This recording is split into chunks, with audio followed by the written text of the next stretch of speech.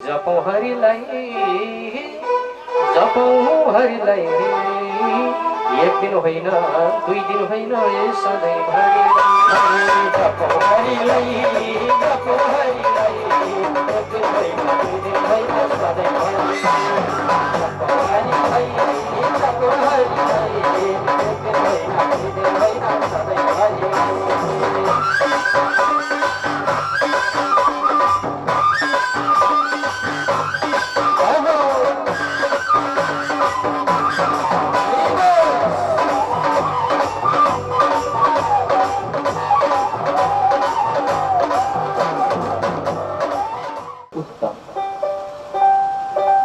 जन्मिने बित्तिकै राजाले प्रजालाई बोलाउन लागे, अरे प्रजा हो, मेरी कान्छीको गर्भबाट एउटा पुत्र लाभ भएको छ, छोरो जन्मिएको छ, आऊ म महान यज्ञ गर्दैछु, उत्सव गर्दैछु, चाहेको धन सम्पत्ति लिन पाउँछौ, आऊ सबै उत्सव मनाऊ।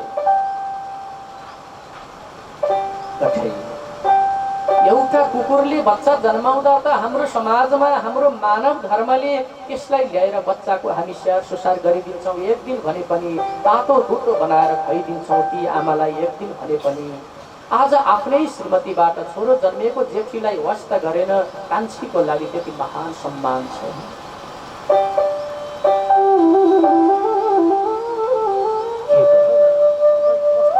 हामीले निधारमा त्यस्तै लेखिदिएको छ। जब दिन अगाडि बढे, दुईटा बच्चा खेलबाड गर्न थाले, तर जेठीले राजालाई यति माया गर्थिन्, अझै पनि माया गर्छिन्। कान्छीले त्यति माया कहिले पनि गर्दिनन् जुन माया देखावटीमा छ। थाहा छ, जब कान्छी पर सरेको बेलामा राजाले चियासम्म पनि खान पाउँदैन थिए। जेठीले चिया पकाएर लगेर ओछ्यानमा पुर्याउँथिन्, तातो पानी लगेर ओछ्यानमा पुर्याउँथिन्। स्वामी हजुर, हजुरकोमा दासी हो, मेरो पनि त हजुरलाई चिया दिने अधिकार छ, लिइबक्सियोस्। एक दिन बिहान लगेर चिया ओछ्यानसम्म लगेर टक्राइन् जेठीले। राजाले चिया खाने बित्तिकै अपमान गर्न लागे, तँलाई चिया पकाउन पनि नआउने, त्यही भएर मैले कान्छीलाई चिनी पनि लागेको छ, चियापत्ती पनि लागेको छ, यस्ता चिया खानेवाला तेरो श्रीमान हो। कपै फालिदियो। जेठी रानीको शिरबाट सबै चिया पुग्यो। फरक फर्केर केही नबोलिकन बाहिर आइन्। त्यही बेलामा मेरी कान्छी, जे भए पनि हुन्छ मलाई ल्याऊ, तिमीले चिया पकाएर ल्याऊ भन्यो। कान्छीले तातो पानी तताएर लगी, त्यहाँ दुध पनि राखेको छैन, चिनी पनि राखेको छैन, चियापत्ती पनि राखेको छैन। अब जेठीले झ्यालबाट चियाएर हेर्न थालिन्, राजाले के भन्दा रहेछ। कान्छीले लगेर दिइन्, मेरी कान्छी हेर त बासना पनि कति मिठो छ तिमीले बनाएको। जब खाए, आहा चिया त यस्तो पो हुनुपर्छ, चिनी पनि ठिक्क छ, चियापत्ती पनि ठिक्क छ, खाना स्वाद पनि त्यति मिठो छ। जेठी रुँदै रुँदै आफ्नो कोठापट्टि लागिन्। कान्छीले पानी तताएर दिँदा चिनी लाग्ने भयो आज, कान्छीले पानी तताएर दिँदा चियापत्ती लाग्ने भयो आज। जेठीले कति मिठो चिया पकाएर दिँदा चिनी लागेन, चियापत्ती लागेन, मायामा कति फरक छ। आखिर त माया रहेछ नि, माया भयो भने त चिनी नभए पनि लाग्दो रहेछ, माया भए त नमिठो पनि मिठो हुँदो रहेछ। रोएर बस्नु जेठी। माइतमा सबैले माइत जाँदा भन्छन्, अरे सुनीति त कति भाग्यमानी, उत्ताना पात जस्ता राजाले तँलाई विवाह गरेका छन्, त महारानी भएर बस्न पाएकी छेस्, जम्बू द्वीपको महारानी। कसलाई के थाहा, भित्री वेदना कसैलाई थाहा छैन। आफू एउटा कोठामा छुटिएर बस्नु परेको वेदना माइतीलाई थाहा छैन। आफू यति अपमानित भएर बस्नु परेको वेदना कसैलाई थाहा छैन।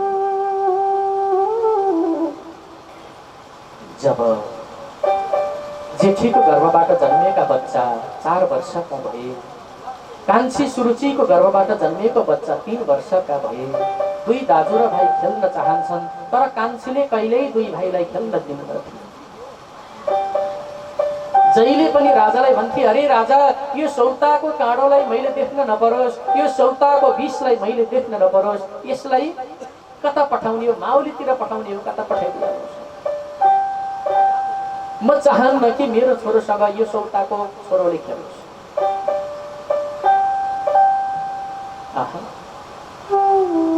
यति अपमान, आफ्नै सन्तानलाई एउटी कान्छीले यति अपमान गर्दा पनि एक वचन नबोल्ने नामर्दा बाउ भनौँदो बाउको नाममा कलङ्क रहेछ। उत्तानपात जब एउटी कान्छीलाई साथमा लिएर राजाले फुल बगैँचामा गएर आनन्द मध्यान्हमा खेलबाड गरिरहेका थिए। भाइ उत्तम पनि गएर बाबा आमाको काखमा लडीबुडी गरिरहेको थियो। राजाले हातमा एउटा चकलेट लिएर छोरालाई खेलाइरहेका थिए, तर त्यो ध्रुवले कहिल्यै एउटा चकलेटसम्म पाएनन् बाबाको हातबाट। आज बच्चा 4 वर्षको हुँदासम्म कहिल्यै काखमा लिएनन् उत्तानपात राजाले ध्रुवलाई। ध्रुव पनि नजिकै गए, मेरो भाइ भन्दै गए, मेरी सानी आमा भन्दै गए, मेरो बाबा भन्दै गए।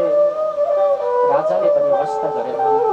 भाइले मेरो दाजु भन्दै अङ्कमाल गरेर खेल्न लागेको बेलामा सानी आमाले टपक्क टिपेर फाल्ने काम गर्ने। यही मूर्ख बच्चा होइन, आमाको त गएको, आमा चाहिने कस्ताको दुध खाकी हो।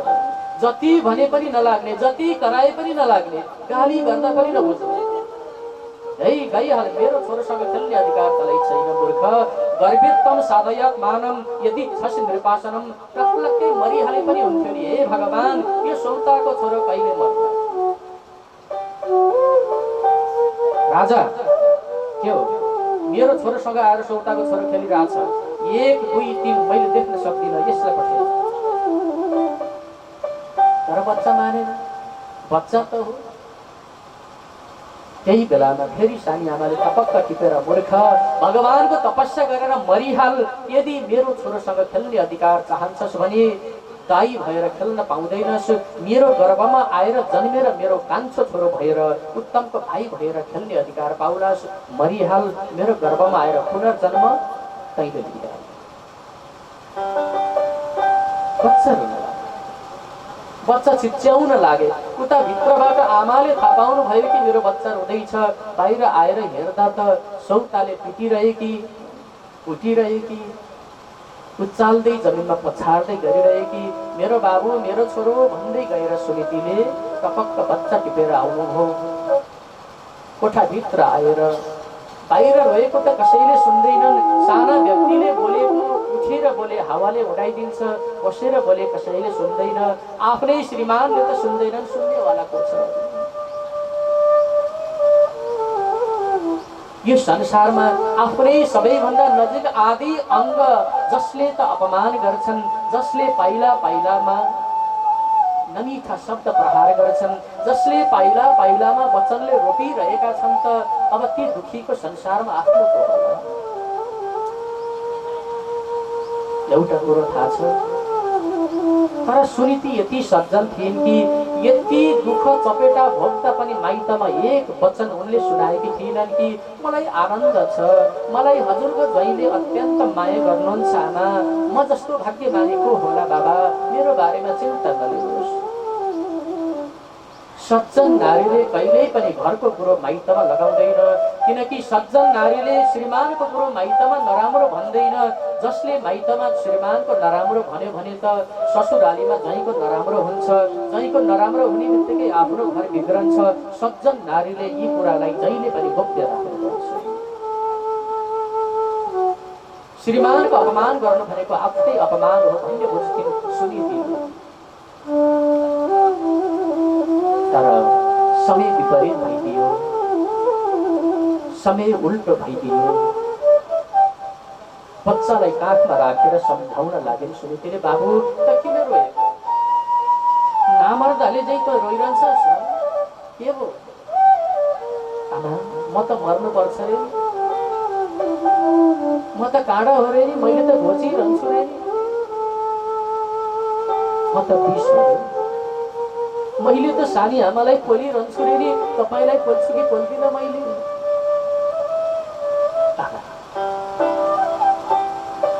मेरो नजिक हजुर नआउनुहोस्, म त घोच्ने त्यो काँडा हो रे, हजुरलाई पनि त घोच्न सक्छु।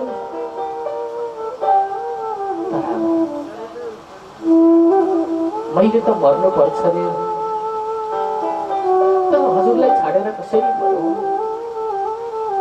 मेरी आमाको यति धेरै माया हुँदा हुँदै मेरी आमाबाट टाढा एक्लै कसरी गएर बसौँ?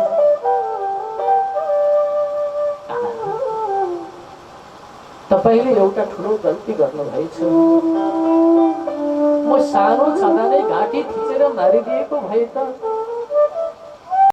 धेरै सजिलो हुन्थ्यो, मलाई त्यति कष्ट पनि हुँदैन थियो। त्यसैले आशीर्वाद दिनुहोस्।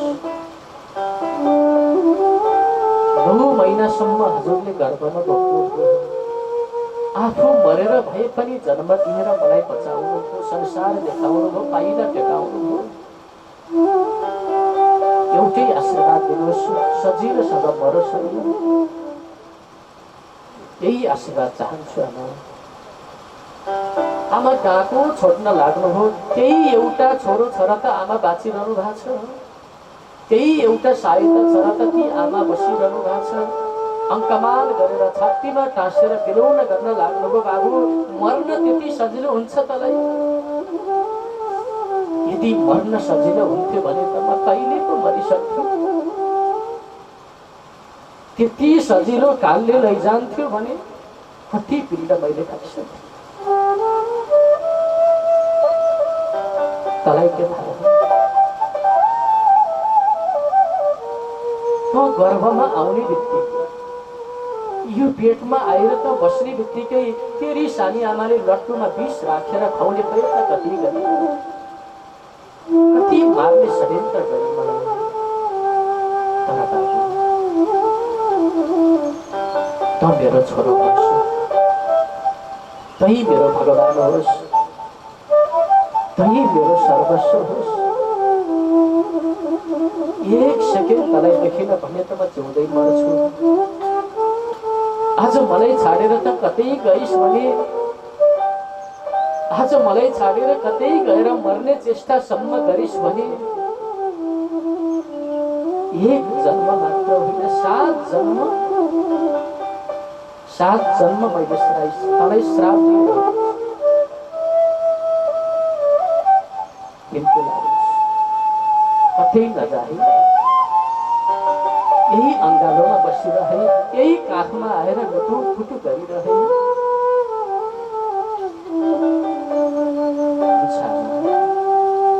जानु त छ मर्नको लागि, तर आमालाई अब धेरै कुरो गर्न मिल्दैन। केही कुरो बच्चाले लुकाउनु भयो। बेलुकाको प्रहर आज आगोसम्म बलेन, ताउलोसम्म तातेर भोकै आमा छोरा सुत्नुभयो। त्यही बेला बच्चाले विचार गरे, मेरी आमा कहिले निदाउनुहुन्छ र म मर्न जङ्गलमा गएर शरीर त्यागिदिन्छु। आमा निदाउनुहुन्न।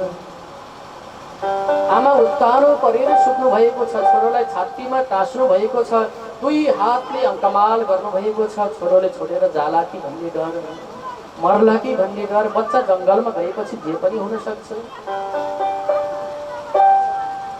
12 बज्यो, आमा निदाउनुहुन्न। बिस्तारै बिस्तारै हात पन्छाए बच्चाले। आमाको छातीबाट बाहिर गए ध्रुव।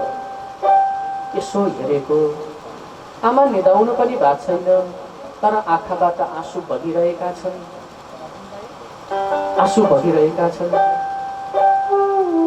त्यति मात्र, पलङ बिस्तारा सबै आँसुमा डुबिसकेछ।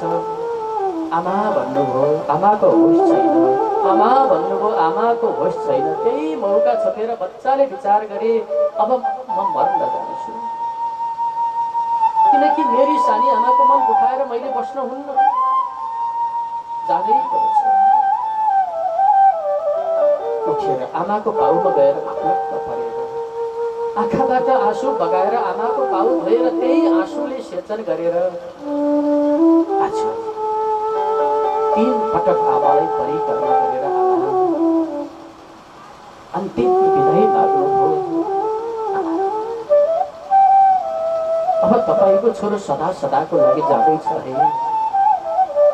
जुन बेला तपाईको उज्यालो हुन्छ, जुन बेला तपाईको होस आउँछ, ताकि तपाईको काखमा म भन्ने छैन। गर्भबाट नै खेर गयो, गर्भ नै बाँझो भयो। भगवानले मलाई निधारमा यस्तै लेखिदिएछ भनेर मन बुझाउनु सही।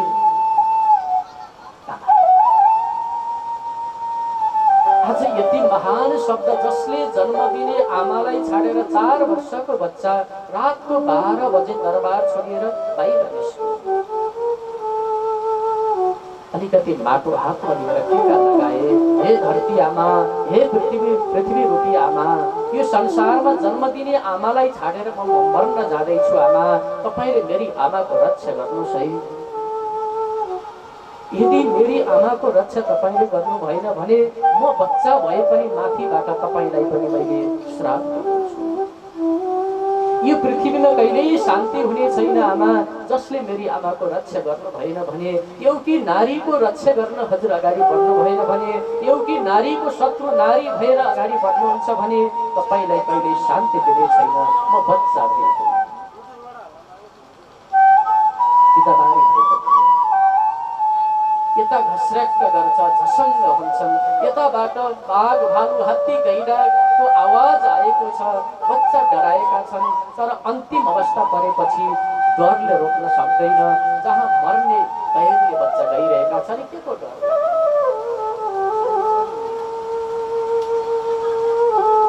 एउटा रुखका बुटामा चढ्छन्, त्यहाँबाट हाम फाल्ने विचार गर्छन्, कता कता आमाको याद आउँछ। एउटा भिरको टाकुरामा जान्छन्, आँखा चिम्लेर हाम फालेर मर्ने विचार गर्छन्, कता कता कुनै आमाको याद आउँछ।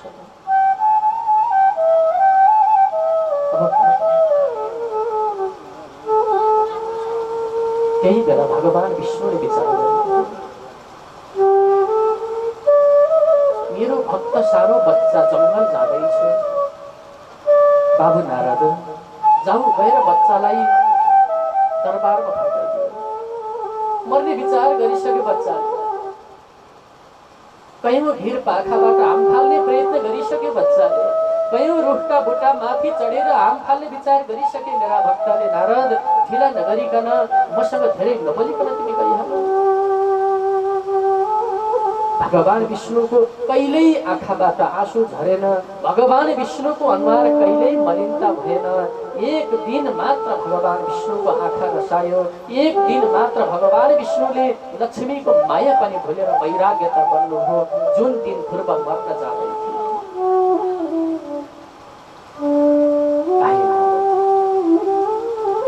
बच्चासँग जम्का भेट भयो। नारदको बाबु तिमी को हो? बाबा म त उत्तरपाल भन्ने राजाका छोरा, मेरो नाम हो ध्रुव। बाबु यो राति कहाँ जान लाग्यो? म त मर्न जान लागेको बाबा। है मूर्ख बच्चा, सानो मान्छेले ठुलो कुरो गर्ने, कहाँ जाने मर्न? हिँड दरबारमा लाग्थ्यो। आमाले खोजिरहनु भएको होला राति, बाबाले खोजिरहनु भएको होला राति। म त मेरी आमासँग त अन्तिम विदाई मागेर आइसकेँ। मेरी आमालाई त मैले यो जन्ममा सेवा गर्न सकिनँ। मेरी आमाको 10 धारा दुधको भाडा त यो जन्ममा तिर्न सकिनँ। म अभागी रहेछु। अर्को जन्ममा तिर्ने बाचा गरेर म फर्किसकेँ बाबा। मलाई कसैले अरूले खोज्नेवाला छैन। तपाईँलाई सानो बच्चाको माया लाग्छ हो बाबु? यसो भए मलाई मारिदिनुहोस् न। कति डर लागिरहेको छ, रुखबाट हाम फाल्न पनि डर लाग्यो, पहाडको टाकुराबाट हाम फाल्न पनि डर लाग्यो। मलाई मारिदिनुहोस् न बाबा। हे बच्चा, हुँदैन, मर्ने कुरो नगर।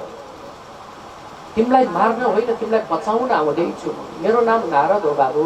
यदि मर्नै चाहन्छौ, यदि दरबार जान चाहँदैनौ भने तिमीलाई म एउटा मन्त्र दिन्छु, यही मन्त्रको तिमीले जप गर। बाबु भूत प्रेत पिशाचको डर हुँदैन, तिमी त सानो बच्चा छौ, जङ्गलको बाटो जान्छौ, बाघ भालु हात्ती गैंडाको डर हुँदैन, कुनै छायाको दोष हुन सक्दैन। जसले मन्त्रको जप गर्छ, जुन मन्त्रको जप गरेनौ भने तिमीलाई मसानले खाइदिन्छ बाबु, तिमीलाई मरि मसानले लगिदिन्छ। हेर तिमी त मरेर जान्छौ, तिमीलाई केही छैन। तिमी मर्दा तिम्री आमा कति रोइ, तिम्री आमाको यो संसारमा आफ्नो को होला बाबु। मैले सबै बुझेको छु, मलाई सबै थाहा छ। एउटा मन्त्र जपेर तिमी यहाँबाट वृन्दावनसम्म जाऊ।